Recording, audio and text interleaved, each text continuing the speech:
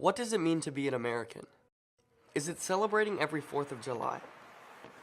Or simply a love for apple pie? Or is it the founding fathers and the documents they've created? Throughout history, to be an American meant to fight for your rights. And not much has changed from that uniquely American concept.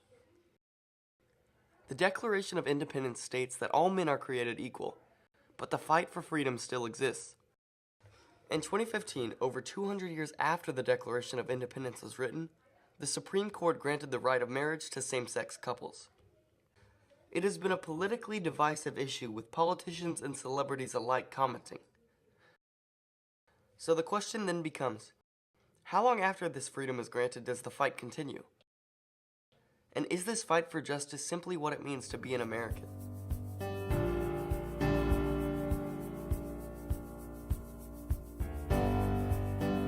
A really important part of the second paragraph of the Declaration of Independence is that we hold these truths to be self-evident that all men are created equal and endowed by their Creator with certain unalienable rights.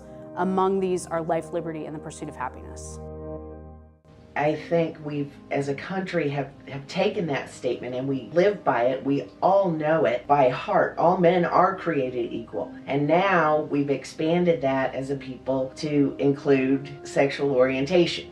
Expanding equality to homosexuals has caused plenty of controversy and differing opinions. Marriage was defined by God a long time ago. Marriage is almost as old as dirt, and it was defined in the garden between Adam and Eve, one man, one woman, for life. Well, it's interesting because if you go back thousands of years, in a lot of cultures, it was acceptable. It wasn't looked down upon. The idea is that this has been part of the human condition, is part of being human. And we have documented evidence that it's been part of being human as long as we've had human history. So it's always been there. It wasn't really until the past 2,000 years, as we started progressing towards the modern era, that it became seen as something that was truly bad. What you're seeing are homosexual people being denied the right to get married, being denied the right even to engage in their preferred sexual activity. There wasn't even the freedom, the social freedom, for same-sex people to be in a relationship. As of 2003, it was against the law in Texas for you to engage in private sexual behavior with someone of the same sex. They'd already ruled that married people had this right. And it wasn't until 2003 that the government weighed in on the idea that homosexual people, gay people, have that same right to private consensual behavior. And at the time when they decided that case, it invalidated laws in 14 different states.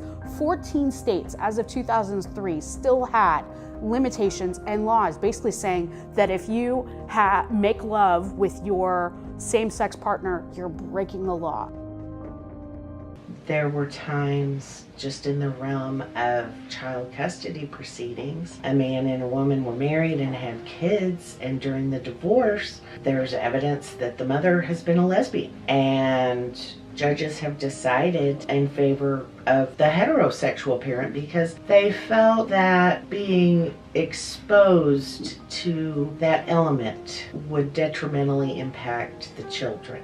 There are still states that try to limit adoption or that allow organizations to discriminate against gay families when it comes to adoption. In the lifetime of students who are in high school right now, same-sex marriage has been legalized throughout all of the 50 states. It was a 2015 Supreme Court decision, Obergefell versus Hodges. It was a landmark and basically saying that no state can restrict the right of a person to choose who they want to marry. Michael and I were already married at that point, but we were living here in Missouri, so our marriage wasn't legal in our own state. So for us, that was huge. That's been a really big equalizer of sorts, but it doesn't level the playing field completely. Really, when we look at laws, that's the only big legal change that has happened. There are certain protections in the workplace that prevent discrimination on the basis of sexuality, but you have to be working for an employer of a certain size, otherwise those federal laws don't apply to you. Although a few laws have been created to equalize homosexuals, they still face challenges in society today. What I think the gay community is really dealing with is like being uncertain where they're going to experience that bias. My husband and I, we won't ever hold hands in public, and we've been together for 11 years. But it's just, you get the looks of disgust when we go out and eat as a family, because we have 4 kids. I'll never forget the first time our daughter was 4. She came home from preschool, and one of the kids at preschool had told her that it was gross that she had 2 dads. It's so hard to feel like an equal member of society if you can't be your authentic self. Looking to the future, many believe this fight for American freedom must continue. My hopes are what they've always been since I knew I was gay at 10 years old, which is just that it wouldn't matter at all. So my hope is we can learn and we can keep growing. And so it'll be a true statement, and liberty and justice for all.